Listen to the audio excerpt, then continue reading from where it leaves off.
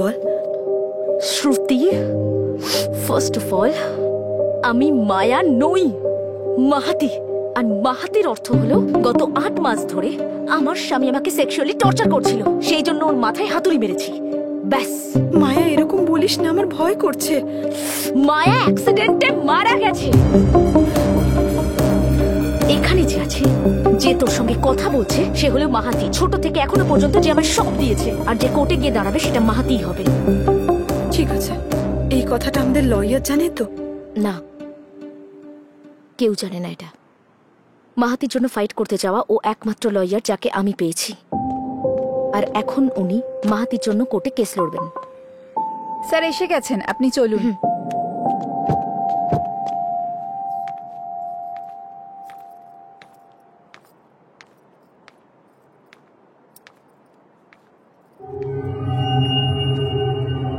তুমি ঘাবড়িও না, মায়া মার্ডার কেসে ও জিতেছে হয়তো। ওই সিসিটিভি ফুটেজের দৌলতে ওটা একটা ম্যারিটাল রেপ কেস, আর ম্যারিটাল রেপ কেস এখনো লিগাল হয়নি। পুরো কেসটার মুখ আমি অন্যদিকে ঘুরিয়ে দেব।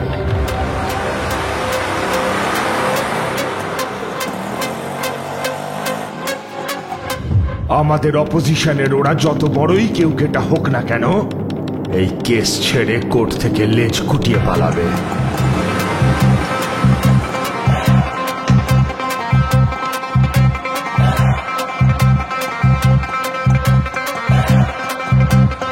আমার ডকুমেন্ট দেখে ওরা ভয় পাবে, নয়তো তারিখের পর তারিখ দেবে। আর এই দুটোর একটাও না হলে আমি এমন চাল চালবো যে ওরা এদিকে আর ঘুরেও তাকাবে না। এই মায়া নিজেকে খুব বেশি চালাক মনে করে। লাইফে কোনোদিন ওই সুন্দর মুখটায় আর হাসি পর্যন্ত আসবে না। আজ অব্দি আমি অনেকের জন্য কেস লড়েছি, কিন্তু আজ আমি আমার বন্ধুর ছেলের জন্য লড়ছি। তাই আমার বিরুদ্ধে আজ যেই দাঁড়াক না কেন, এই কেসটা আমি জিতব।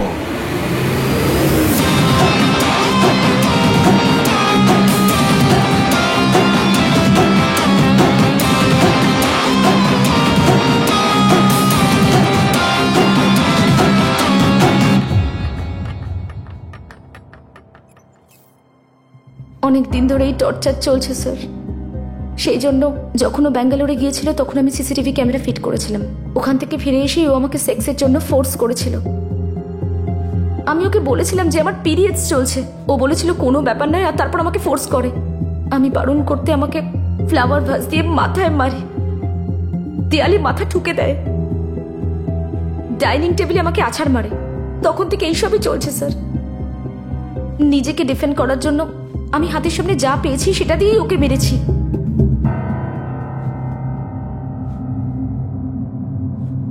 Miss Mahati, you may leave now.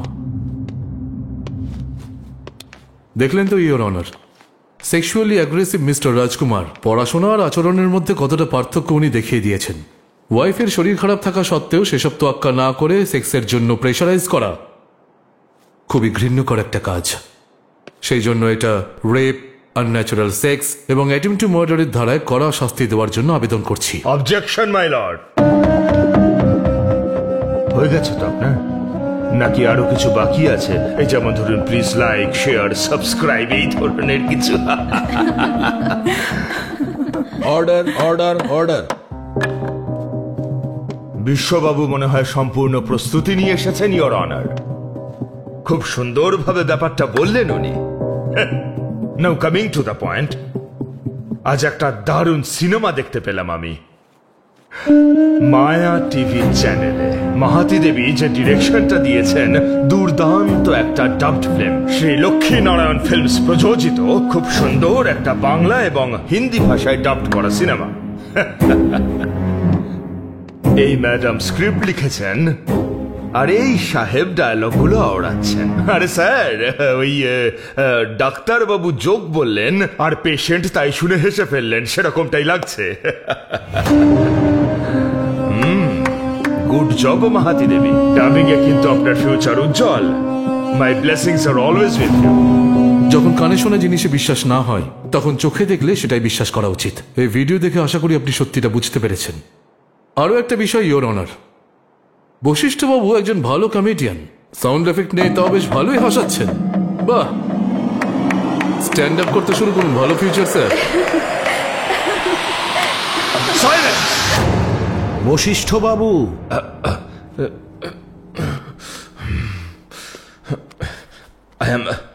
I'm sorry, Your Honor.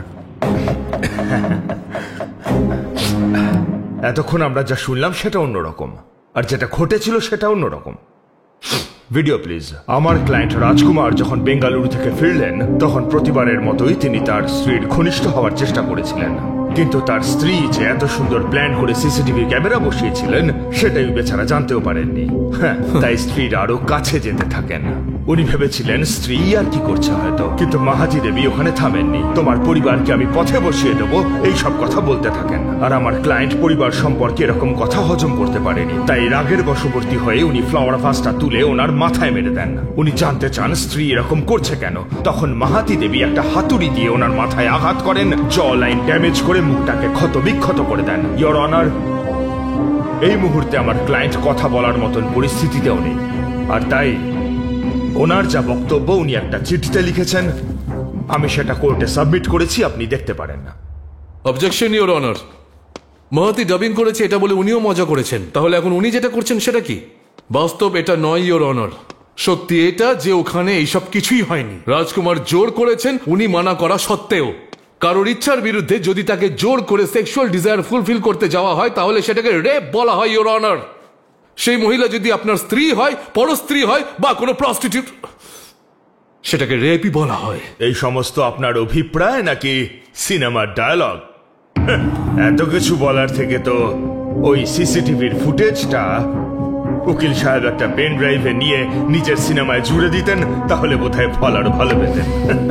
যাকে এরকমটা ধরে নেওয়া যাক, নো মিন্স নো যে সিনেমাগুলোর মূল বক্তব্য, সেখানে যে মহিলাদের দেখানো হয় তাদেরও একটা চরিত্র থাকে। আপনি কাকে বিশ্বাস করবেন? রেপের মতন একটা ভারী শব্দকে নিয়ে তো এরা ছেলে খেলা করছে। হ্যাঁ, রেপের অর্থটা কি? যখন কালপ্রিট ভিকটিমকে জবরদস্তি ফিজিক্যালি ড্যামেজ করে, মেন্টালি অ্যাবিউজ করে, নিজের বাসনা চরিতার্থ করে চলে যায়, এটাই রেপের সংজ্ঞা। রেপের মতন এরকম একটা শব্দকে পবিত্র একটা সম্পর্কের মাঝে এরা কি করে আনতে পারে মিলর্ড? স্ত্রীর সমস্ত ইচ্ছা স্বামী পূরণ করবে, এটাই স্বামীর কর্তব্য। ঠিক সেইভাবেই স্বামীর ইচ্ছা পূরণ করাও স্ত্রীর কর্তব্য, তবেই সেটা বিবাহ। ঠিক আছে স্যার, আপনি যেটা বলছেন সেটাকেই মেনে নিচ্ছি। সকালে ঘুম থেকে উঠে কফি দেওয়া, সারাদিনে 3 বার রান্না করা, বাড়ি ঠিক রাখা, রাতে শোয়ার সময় স্বামীর ইচ্ছা পূরণ করা, এই সব কিছু একজন স্ত্রীর কর্তব্য। আর স্বামী রোজগার করে আনবে, হাত খরচ দেবে, স্ত্রীর ভরণ পোষণ করবে, তাকে সুখে রাখবে। এ কি বউকে মাইনে দিচ্ছে নাকি? কি আমি ঠিক বলেছি তো? Yes, you are right. Okay, যদি এটা ঠিক হয় তাহলে স্ত্রী বাড়ির কাজ করলে সেটা তার ডিউটি। স্ত্রীর কাছে বাড়ি হলো অফিস, আর সেখানে যদি সে মানা করে তাহলে এনার মতো লোকজন সেখানে বস হয়ে যান। আর অফিসেও যদি এই ধরনের সুযোগ তৈরি হয় আর কেউ এই ধরনের আচরণ করে তাহলে তাকে সেক্সুয়াল হ্যারাসমেন্ট বলা হয়। আর তাই বাড়িতেও এই আচরণ করাও ভুল, এটা অন্যায়। মনে হচ্ছে আমার লার্নেড ফ্রেন্ড কিছু নিয়ে বিব্রত আছেন। এই কেসটার মূল বিষয়বস্তু কি বোধহয় উনি সেটাই ভুলে গেছেন। যা হোক, একটা গোজামিল দিয়ে আমার ক্লায়েন্ট রাজকুমারকে অ্যারেস্ট করানোটাই মনে হচ্ছে ওনার মূল উদ্দেশ্য। এছাড়া আর কোনো লজিক দেখতে পাচ্ছি না। অবজেকশন। বসে যান। Objection overrule. Mister Vashishtha, you continue. Thank you, your honour.